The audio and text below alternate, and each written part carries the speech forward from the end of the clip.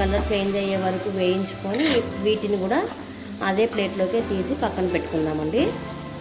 అదే ఆయిల్లోనే ఇప్పుడు కరివేపాకుని వేయించుకుందామండి. నెక్స్ట్ వచ్చేసి ఊరు మిరపకాయలు కూడా తీసి పక్కన పెట్టుకోండి. అవి కూడా ఇందులో వేయించుకొని పక్కన పెట్టుకోవాలి, ఊరి మిరపకాయలను కూడా.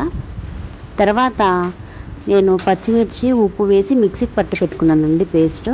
అది కూడా ఆయిల్ కొంచెం ఎక్కువ అయ్యే పడితే తీసేయండి. ఈ ఆయిల్లో చిటికెడు పసుపు వేసి బాగా వేయించుకున్నాము. బాగా వేగిన తర్వాత ఆయిల్ అనేది సపరేట్ వచ్చేస్తుంది అనమాట. అప్పుడు కొద్దిగా లెమన్ జ్యూస్ అది ఇందులో వేసేయాలి. తర్వాత ఇదేమో అయ్యిందండి.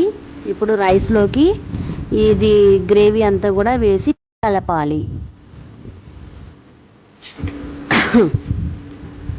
మిక్స్ చేసిన తర్వాత మనము సపరేట్గా వేయించి పెట్టుకున్నాం కదండి, శనగబ్యాళ్ళు, బుడ్డ విత్తనాలు, అలాగే మినపప్పు కూడా వేయించి పెట్టుకుంటే ఇంకా బాగుంటుందన్నమాట. ఇవన్నీ కూడా దాని మీద అరేంజ్ చేసేయాలి. స్పైసీగా, టేస్టీగా, చూడడానికి కలర్ఫుల్గా చాలా బాగుంటుందండి టేస్ట్. మీరు కూడా ఈ విధంగా లెమన్ రైస్ చేసి చూసుకోండి. ఈజీగా ప్రిపేర్ చేసుకోవచ్చండి లెమన్ రైస్.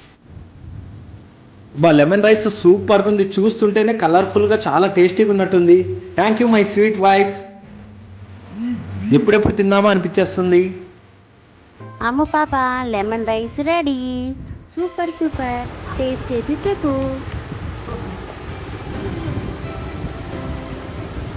చూసారు కదండి, టేస్ట్ బాగుంటుంటే తను తినిపిస్తుంది.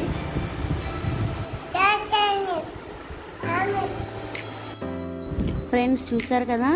Thank you friends, thank you for watching this video. మీరు కూడా ట్రై చేయండి, మీకు ఎలా వచ్చిందో కామెంట్ బాక్స్లో తెలియజేయండి. మీకు కనుక ఈ వీడియో నచ్చినట్లయితే లైక్ చేయండి, షేర్ చేయండి, అలాగే సబ్స్క్రైబ్ చేయండి ఫ్రెండ్స్. అలాగే పక్కనే ఉన్న బెల్ ఐకాన్ని క్లిక్ చేయండి. నేను పెట్టే ప్రతి ఒక్క వీడియోకి మీకు నోటిఫికేషన్ వస్తుంది.